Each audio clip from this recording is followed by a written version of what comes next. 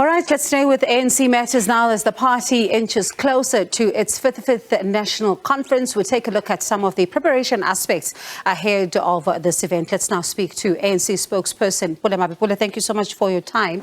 There was confusion earlier on today about whether or not the media is going to pay to secure space. You and I had a conversation about this, and I'd like to remind the viewers of that time when you and I spoke, partly what you had to say before you and I get into it. The ANC never said media houses must pay to come and occupy the space at its conference. So we mustn't try very hard to say things that the ANC never said. Even when the ANC is still alive, can speak for itself. The ANC has not said any media house must pay, but the ANC will not be kowtowed by any media house, be it the SABC or anyone. So, if we decide, let me conclude my line, so that the categorical thing also belongs to us. Because we are a party, Bongiwe. We are not going to be intimidated by the SABC or anyone. The SABC can set its agenda in its own press. If you sit in your diary meetings, you can set your agenda. You don't set the agenda for the ANC. If the ANC takes its own decisions, if the SABC is not compatible with the decisions of the ANC, they must say so. So, Pule, there seems to be confusion now. Are we paying, are we not? Well, Bongiwe, there was never a desire on our side to have the media paying to be at the media village. We were met with an unfortunate incident yesterday. One of our headline sponsors for the media village came and said they had experienced a number of challenges. So the initial sponsorship amount that they had indicated that they would assist with, they now could no longer do that. So faced with that kind of a challenge, we began communicating. So I said to the team, I'm going to go to the ground. I will be talking to Comrade Ngenge because DIP as a unit falls within communications where he's the chair. So I said, we will find a way, myself and him, because we work well together. So find a way on how we deal with this. But to make sure that we do not frustrate the planning of media houses, let's give them an indication so that where there are cost implications, especially where you deal with the erection of booth inside the media lounge, as well as the occupation of some of the rooms that we had at the media village. You see, what is interesting is that the conference of the ANC attracts a lot of attention. Now, the population of media houses is now much bigger than what you had in the past. So we gave that kind of an indication. We even spoke to the South African National Editors Forum. But I indicated to them that we are working on some measures to try and make sure that we deal with the situation. And of course, by close of business, as actually earlier on when your people called me at the SABC, because we didn't have a decision at the time, I was not so keen to come. But by the time we came here, we had sorted out the issue. We can now confirm to media outlets with interest that there's not going to be any expectations of those, what we thought could be a challenge. We've dealt with all of those things, and media houses are now expected to start with the construction of their own sites tomorrow. So is this going to be the status quo going forward into future events of the ANC, that we do not even find ourselves in a position where we have this discussion? Because others may view this as really the media sponsoring the ANC, and it looks like now we have a stake in what happens within the ANC. Can you see the problems with this one? No, thanks for that question, Bongiwe, because it now gives us the opportunity to empower you, your viewers, and everyone taking interest. The ANC will not make the media to pay to cover its conference. No, it is yourselves and your own requirements which need money, not us. That is why the outside studio that we are bringing at Nazareth, you have paid for it. It's your own studio. It's not ours. But then so why did the discussion need to come to us when your sponsor for the media village then pulled out? Because we shouldn't even have been involved there.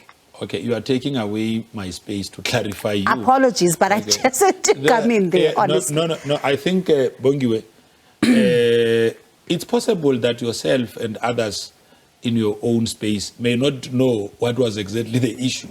The issue has got nothing to do with how you cover the ANC conference. It had to do with the infrastructure. So, for instance, the booth where you operate, for instance, let us talk about just spend a minute on the media village. The media village has got a number of features. The one feature of the media village is that it has got already built-in rooms that are soundproofed, which we allocate, which you can use as studios. In the media village, we've got a press room. No one pays to be in that press room. This is where we hold our press conferences and all of that. And then you have got a media lounge.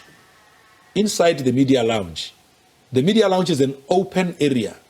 It hosts the dining area, or cafeteria where your media people will be eating, having coffee and all of that. That's their area. But inside that media lounge, we have to build booth. So it costs money to do those things. So these are not permanent fixtures to the structure. So now, so that we understand, in the past... We don't have a lot of time. Yes, but in the past, there was never an issue because we never had a media village. You guys went in and only covered the open session of conferences. You only came into conference during the open session. But times have changed. There was never an issue on our part, for instance, to give you a studio facility. You know why? Right. Because you used your own OB vans to carry forward that kind of a So yes thing. or no, the SABC is coming to cover, we're not paying. Yes or no? You have paid for your own studio. No, you didn't pay us, but you have already paid. Yes, but not to you. No, you're not paying us. Okay, that's fine. Let's move on. There was never, let me conclude, because we will confuse the viewers. There was never an intent that you were going to pay the ANC. We will never ask from the media to pay to cover this. We need to clarify this. Because if it is not clear, I saw the confusion earlier on. Yeah. It just had to do with infrastructure. It had nothing to do with the media being there. If you are coming as an anchor, yes. I can tell you now, if you're on the list, you'll get your accreditation cards, you'll be allowed there. It doesn't cost you money. All right. Thank you so much for that clarification. There's another issue, though, that I'm sure you've seen. It's continuing to trend on social media. That's the issue around the expulsion of Kalni House. And we spoke to the ANC member, Tony Ngeni, a little earlier on, and I'd like you to listen to what he's had to say very briefly and then give me your reaction.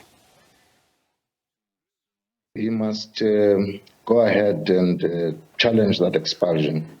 Because our experience of the ANC up to now has been the targeting and victimization of certain people that are critical of the things that are happening in the ANC.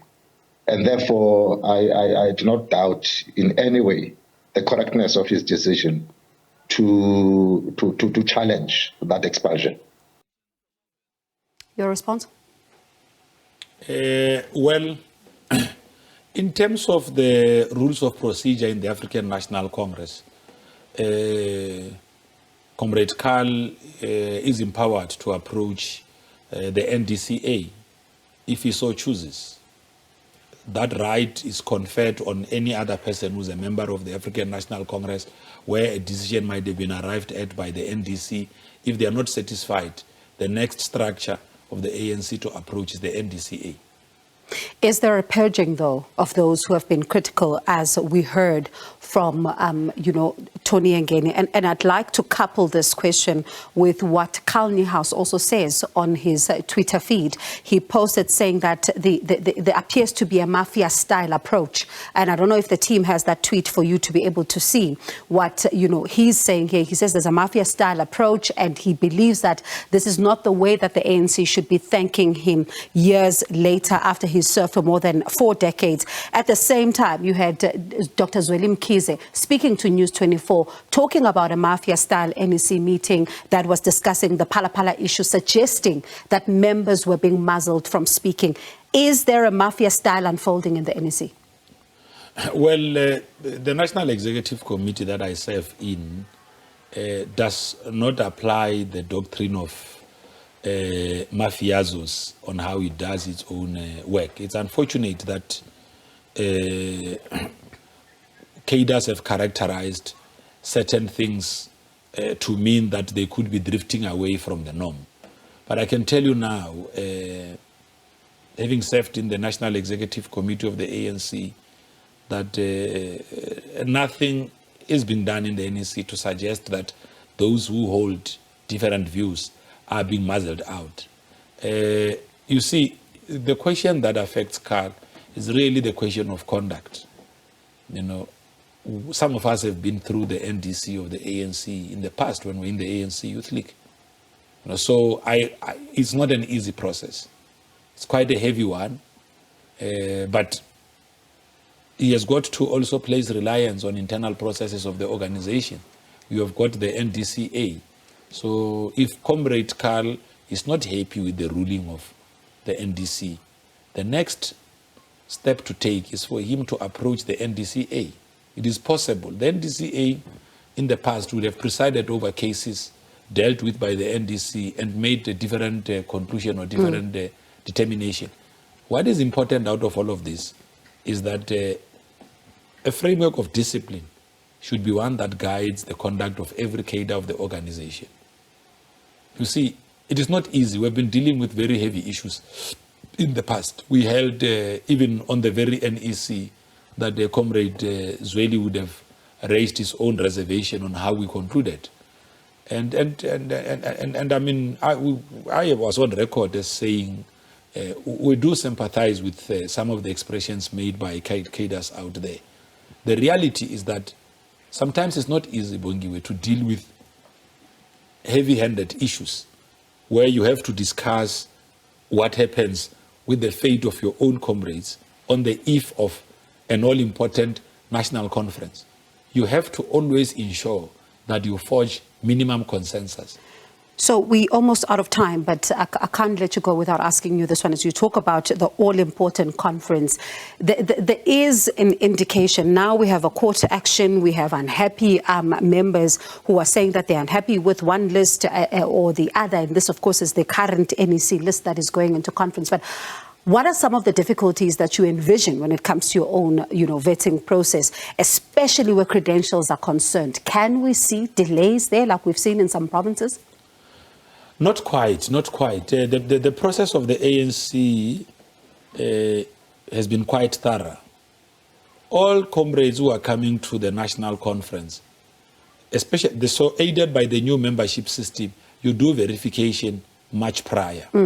By the time you load a comrade on the cloud system and verification is done and all of that, it means Bongiwe has gone and passed all other processes.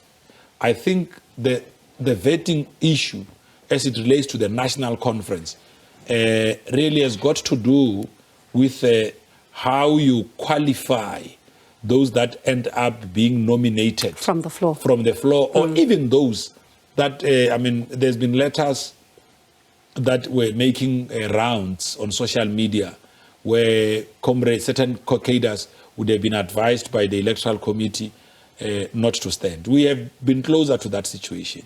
And we have said that our rules of procedure at all material times have got to be consistent with the Constitution of the African National Congress, as well as that of the Republic, especially as it relates to the rights of cadres. I mean, for instance, where even to serve as a member of parliament, where you have been charged with an option of a fine for a period, I think is not exceeding 6 months, you are still allowed to serve as a member of parliament. Some of those are also articulated in the constitution of the ANC.